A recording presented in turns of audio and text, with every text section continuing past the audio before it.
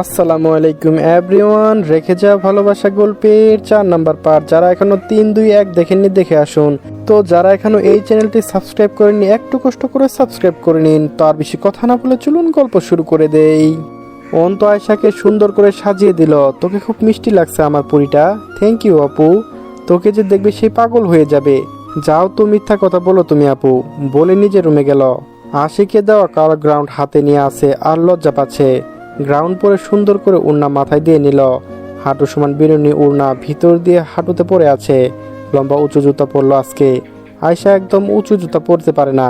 সে অনেক আশা নিয়ে এইবার পড়েছে আশিকের থেকে একটু লম্বা। কোথায় 6 ফুট আশিক আর কোথায় 5 ফুটের বাচ্চা মেয়ে। আয়শা নিজেকে গুছিয়ে আয়নায় দেখে দরজা খুলে দেখে আশিকের ঘরের দরজা খোলা।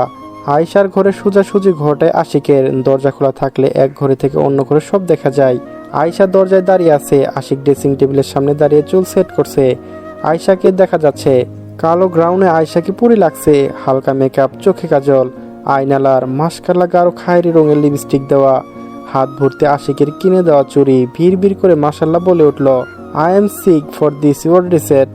তুমি নামক রোগে আমি অসুস্থ। তোমাকে দেখলে আমার বুকের ভিতর কেমন এক অদ্ভুত প্রশান্তি অনুভব হয়। তুমি আমার হৃদয়ের রানী, প্রিয়তমা। আয়শা তাকিয়ে আশিককে দেখছে। আশিক আয়শার পছন্দ করে দেওয়া কালো শার্ট প্যান্ট পরে আছে। শেষে পারফিউম দিয়ে হাত ঘুরে লাগাতে লাগাতে আয়শার সামনে এসে দাঁড়ালো। কিন্তু আয়শা তো এখনো বুঝতে পারেনি। সে তো কল্পনার জগতে ডুবে আছে। কি হলো ম্যাডাম, সমস্যা কি? চোখে দেখেন না বুঝি আজকে? বলে চোখের সামনে চুটকি বাজাতে আয়শা হুঁশ ফিরল। সাথে সাথে বলল, আমি কিছু করিনি তো ভাইয়া। হ্যাঁ তুই করেছিস, করিসনি? ভাই আমাকে কেমন লাগছে? 4 বছর বয়সে আয়শা ঠিক এই প্রশ্নটাই করেছিল আশিককে। সেদিন থেকে মনের ভিতর সযত্নে রেখেছে আয়শাকে। এত সব আয়শার অজানা। তাকে এত গভীরভাবে যে কেউ ভালোবাসে তার কল্পনাও নেই। কিন্তু বিপত্তি ঘটে আয়শার ঠোঁটে গাঢ় লিপস্টিক। মাথায় রাগ উঠে গেল। কিন্তু কি করার, আয়শার সাথে কখনো জোরে কথা বলিনি, কাউকে বলতেও দেইনি। আয়শার হাতটা সযত্নে নিজের হাতে নিয়ে খাটের উপর বসিয়ে দিয়ে প্যাকেট থেকে টিস্যু বের করে আয়শার উপর হেলে আলতো করে ঠোঁটে লিপস্টিক মুছতে লাগলো। আয়শা শুধু দেখে যাচ্ছে। আশিকের শরীরের পারফিউমের গানে আয়শার শরীরের লোম দাঁড়িয়ে গেল। ভয়ে কাঁপাকাঁপি শুরু করে দিয়েছে। এই মেয়ে, কি সমস্যা? কাঁপছো কেন? আমি কিছু করেছি? মারছি? না, আমি বাইরে যাব। চুপ করে বসে থাকো। আর হ্যাঁ, তোর বোরকা হিজাব কই? ভাই আমার তো হিজাব নেই। নেই বলে বেঁচে গেলি যা। যা বলার সাথে সাথে আয়শা দৌড়ে নিজের ঘরে যায়। আয়নার সামনে দাঁড়িয়ে আছে। তার হৃদয় স্পন্দন স্বাভাবিকের তুলনায় অনেক বেশি বৃদ্ধি পেয়েছে।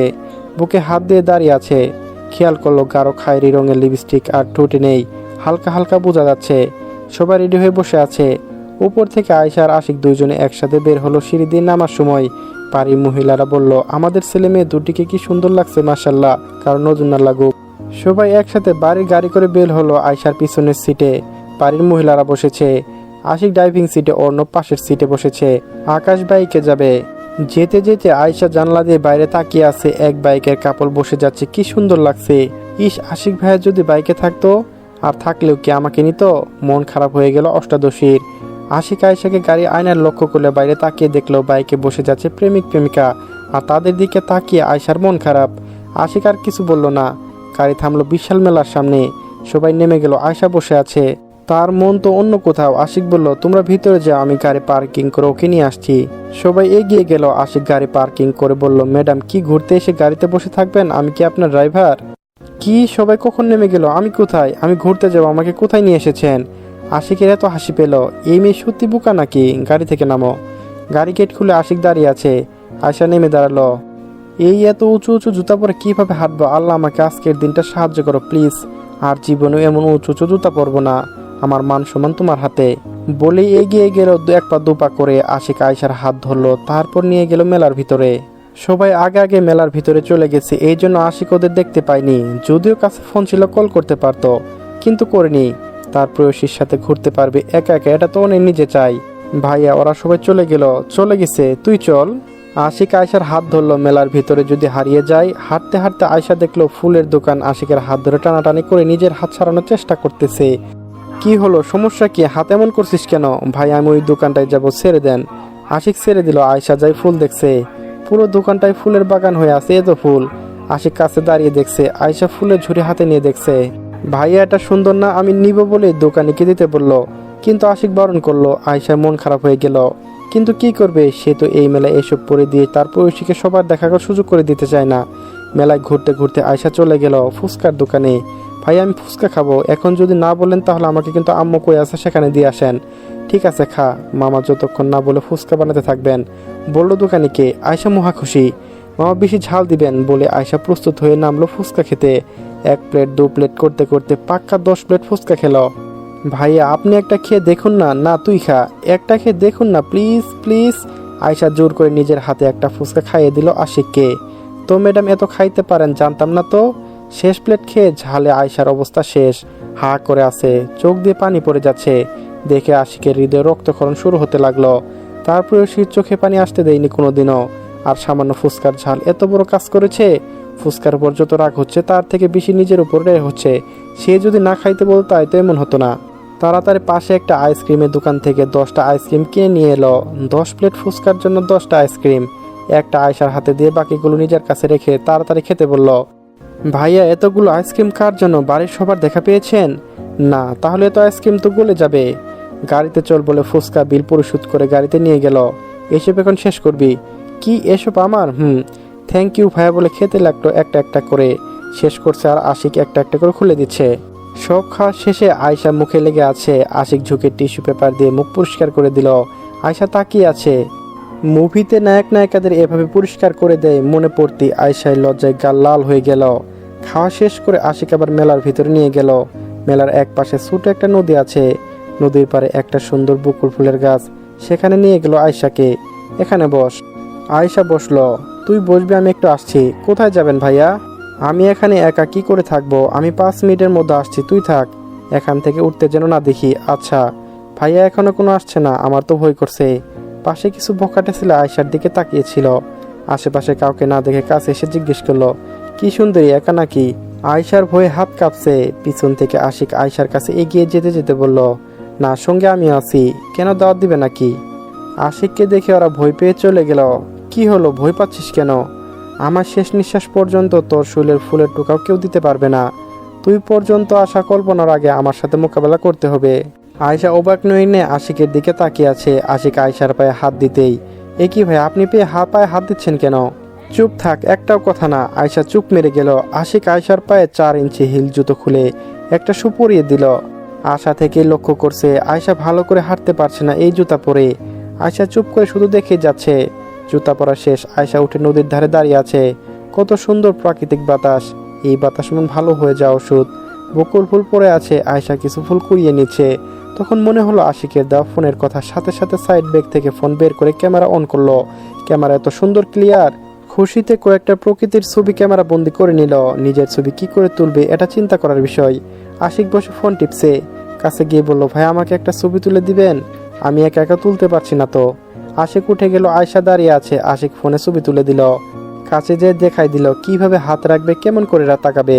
ভাই আমার সাথে একটা ছবি তুলবেন? আশিক কোনো উত্তর না দিয়ে এক ছেলেকে ডাক দিল কিছু ছবি তুলে দেওয়ার জন্য। 2 জন পাশাপাশি দাঁড়িয়ে আছে। ছেলেটি বলল, আর একটু ক্লোজ হন ভাইয়া, আপনি ভাবির দিকে তাকান। সাথে সাথে আয়শা অবাক হয়ে গেল। বলার চেষ্টা করলো, ভাইয়া আমরা তো এই তো আটকে গেল। তার আগে আশিক বলল, ছবি তুলবি নাকি বকবক করবি? ভাইয়া আপনাদের 2 জনকে বেশ মানিয়েছে। ছবিতে অনেক সুন্দর এসেছে। ছেলেটাকে থ্যাংক ইউ জানালো আশিক। আয়শার হাতে ফোন দিয়ে দিল। ভাইয়া আপনি আমাকে একটা ফেসবুক আইডি খুলে দিবেন? কেন, তুই পারিস না? পারলে আপনাকে কেন বলবো। ঠিক আছে রাতে খুলে দেব, এখন চল। আকাশ ফোন দিয়ে, হ্যালো ভাইয়া তোমাদের? হ্যালো, আমরা গাড়ির কাছে চলে এসেছি। দাঁড়া আসছে বলে কল কেটে দিয়ে ফোন পকেটে রেখে এক হাতে আয়শার হাত, অন্য হাতে আয়শার জুতা নিয়ে গাড়ির কাছে আসলো। সবাই গাড়িতে বসে পড়েছে। আয়শা পিছন সিটে অন্তর সাথে বসেছে।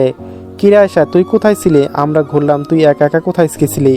আমি তো ভাইয়ের সাথে ছিলাম আপু। সবাই বাড়িতে ফিরলো। রাতে খাবার সময় আয়শার আব্বু জিজ্ঞেস করলো, কেমন ঘুরছো মা? ভালো আব্বু, শুধু তোমরা ছিল না। মন খারাপ করো না আম্মু, কাজ ছিল, অন্য একদিন সবাই মিলে ঘুরতে যাব। খাবার খেয়ে যে যার রুমে চলে গেল। রুমে এসে আয়শার মনে পড়লো আশিক ভাই ফেসবুক আইডি খুলে দিতে চেয়েছিল। ফোন হাতে নিয়ে সুন্দর করে মাথায় ওড়না দিয়ে গেল আশিকের ঘরে। আশিক ভাই আসবো? আয়। ভিতরে প্রবেশ করে দেখে আশিক খাটের উপর বসে ল্যাপটপে কাজ করছে। আপনি বলেছিলেন ফেসবুক আইডি খুলে দিবেন, দে ফোন দে। ফোন হাতে নিয়ে একটা আইডি খুলে দিল আশিকের সিমের নাম্বার দিয়ে। হয়ে গেল। আয়শা থ্যাংক ইউ বলে ফোন হাতে নিয়ে দৌড়ে নিজের ঘরে। সে এখন টাচ ফোন চালাবে। সে তো মহা খুশি। খাটের উপর বসে বসে 3 বান্ধবী ফ্রেন্ড রিকোয়েস্ট পাঠিয়েছে, SMS দিল। একটা গ্রুপও খুললো। গ্রুপে কল দিল, ওরা তিনজনই অবাক। হ্যাঁ রে আয়শা, তুই ফোন কোথায় পেলি? আর আইডি খুলে দিল কে? সবার প্রশ্নে আয়শা বিরক্ত হয়ে গেল। আমাকে তো কথা বলতে দিবি তোরা নাকি? এই নূপুর, ওকে কথা বলতে দে আগে। হ্যাঁ বল আয়শা। এই ফোন আশিক ভাই দিয়েছে আর আইডিও খুলে দিয়েছে। যাক, অবশেষে আমাদের 4 বান্ধবীর ফোন আছে। কথা বলতে বলতে চুমকি বলল, তোরা কোন কলেজে ভর্তি হবি? সবাই বলল কাছের কলেজে। সবাই খুশি হলো, সে সবাই একই কলেজে পড়বে। আরও গল্প করে কল কেটে দিল। রাতে আবার গিটারের সুর। আয়শা ছাদে গেল, আশিক সোফায় বসে গিটার বাজাচ্ছে। গুটি গুটি পায়ে হেঁটে আশিকের কাছে বসলো। আশিক গিটার রেখে আয়শার দিকে ঘুরে তাকালো। পাশের ব্যাগটা আয়শার হাতে দিল। আশিক জানলো আয়শা আসবে। এই ব্যাগে কি আছে আশিক ভাইয়া? নিজেই দেখ। ব্যাগ খুলে দেখে সেই ফুলের দোকানে যে ফুল চুরি দেখেছিল সেটাই। কিন্তু যখন দিবে তখন দিল না কেন? বাড়িতে না কেন দিল? প্রশ্নটা করতে যাবে তার আগে আশিক চুপ করিয়ে দিয়েছে। সেখানে অনেক মানুষ, তুই নিজে হাঁটতে পারছিলি না, হাতে এসব পরে কিভাবে হাঁটবি? আয়শা চুরি বের করেছে হাতে পরার জন্য। আশিক হাত থেকে চুরি নিয়ে নিজের হাতে যত্ন করে হাতে পুড়িয়ে দিতে, যাতে হাতে ব্যথা না লাগে। মাথার ওড়নায় হাত দিতেই আয়শা দূরে সরে গেল। ভাইয়া, ওড়না হাত দিচ্ছেন কেন? চুপ করে বস, এত কথা বলছিস কেন? এদিকে আয়। কাছে নিয়ে সুন্দর করে মাথায় খোপায় ফুলের গজলা লাগিয়ে দিল। আয়শা চোখ দুটো হাতে খুলে আসার উপক্রম। আয়শা বসে আছে। আশিক গিটারে সুর তুলল। শুনতে শুনতে আয়শা আশিকের কাঁধে ঘুমিয়ে পড়ল। কি আর করার, কুলে নিয়ে আয়শার ঘরে শুয়ে দিয়ে দাঁড়িয়ে আছে। তুই আমার কাছে কি, তুই নিজেও জানিস না। আমি চাই না আমার ব্যক্তিগত জিনিস অন্য কেউ চোখ তুলে তাকানোর সাহস করুক। আর আমি এই সাহস দিব না। এতদিন তোকে ছাড় দিয়েছি, এখন আর এই সুযোগও দিব না ম্যাডাম। আপনার সকল চাওয়া পাওয়া যেন আমাতেই সীমাবদ্ধ থাকে। আমি যত খুশি থাকবো, তুইও তত খুশি থাকবি।